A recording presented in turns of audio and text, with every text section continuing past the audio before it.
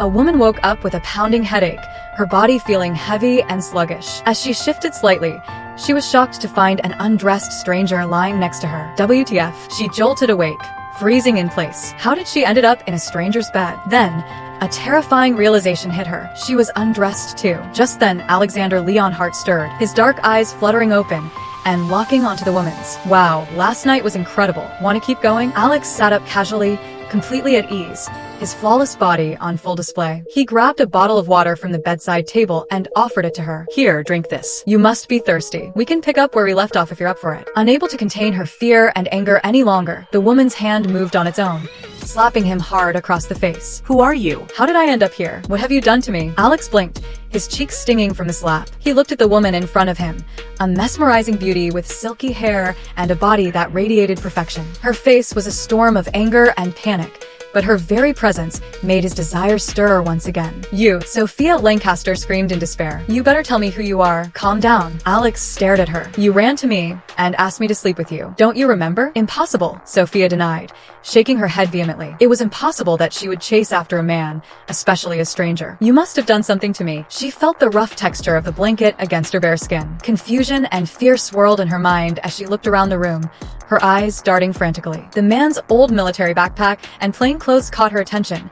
Nothing in this hotel room indicated wealth. The smartphone on the nightstand was a cheap one with a cracked screen. With one glance, Sophia realized the man she had slept with was far from wealthy.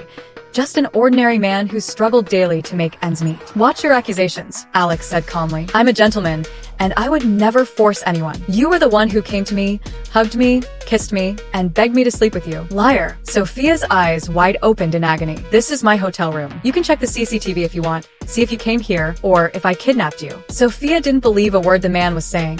But suddenly, a memory flashed before her eyes. She was supposed to have a meeting with Calvin Lecter, the CEO of a rival company, to discuss the ongoing price war that was causing her business to suffer. She had thought they were meeting to find a solution, but it turned out Calvin had nasty intentions from the start. He had dragged her, hoping to take advantage of her. She remembered managing to escape with the help of his bodyguard, but as she ran from them, she stumbled across a man opening a door. Desperate, she had hoped to hide in his room for a while, but the drag Calvin had given her was a potent aphrodisiac, which made her desires flare uncontrollably. A sudden sharp headache hit Sophia as the memories flooded back. Oh no, how could this happen? Do you remember now? Alex smirked. You were the one begging. Shut up. Sophia's face turned bright red with shame and fury. Under the drag's influence, everything had seemed to make sense at the time, but now, everything felt so wrong. Tisk. Listen, I'm a gentleman, Alex offered sincerely, trying to make amends. I took your virginity. I'll marry you. How about that? Sophia scoffed, her disbelief mixing with disgust. You want to marry me? Do you even know who I am? She was one of the top beauties in Vancouver,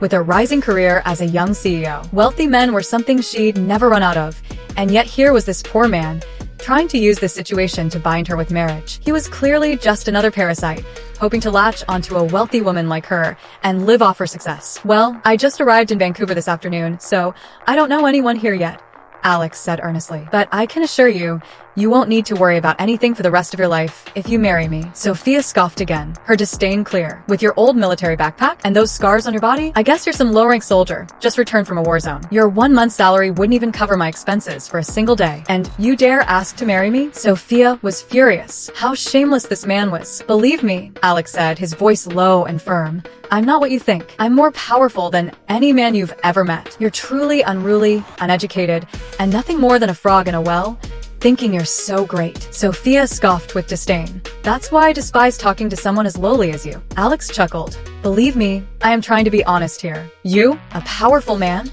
She sneered, glaring at him with utter disgust. You can't even begin to understand how powerful I am or the people I've encountered who are far more powerful than you. They could erase you with just a sneer. Alex laughed. The powerful men you know might be the ones seeking my favor, pleading for me to marry their daughters just to stay in my good graces. Trust me, you're incredibly lucky to have crossed paths with me. What a braggart. Sophia rolled her eyes in disgust. She wanted nothing more than to throw something at his smug face. How shameless could he be, pretending to be so powerful when all he had was an old military backpack? You might pretend not to know me and try to bind me with marriage just to get my money, Sophia retorted. But I warn you, that's never going to happen. If my family finds out I slept with a poor man like you you'll be erased from this world. So you'd better keep your mouth shut and forget everything that happened here. I don't want to hear another word from you. Now, get out of this room, she demanded, her eyes blazing with fury. But Alex tried to protest. This was his room. Now. Yet, seeing the fury in Sophia's wide eyes,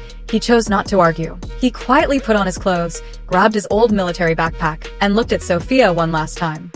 Get out. Sophia's yelled at the top of her lung. All right. In the elevator, Alex sighed, running a hand through his hair. He knew the woman was under the influence of a cruel aphrodisiac, one that would end her life if she didn't sleep with a man within the hour. If there were any other way to save her, he would have done it already. But that kind of sinister poison had no antidote. What the hell have I done? I came here to meet my fiancée, but before even meeting her, I've already slept with another woman. Maybe this is what they call a legendary bachelor party. As Alex walked out from the elevator into the lobby, it was around 5 in the morning. The hotel was quiet, with only a few people scattered around. Yet, as he crossed the lobby, a group of men in black, about 40 of them, suddenly appeared, forming two lines and bowing deeply as he passed. He glanced at them with little interest, his expression one of boredom, as if this was something he was long tired of. A middle-aged man stepped forward from the group, kneeling before him in a knight-like stance. I am Alfred Kingston, at your service, young master, the man declared with reverence.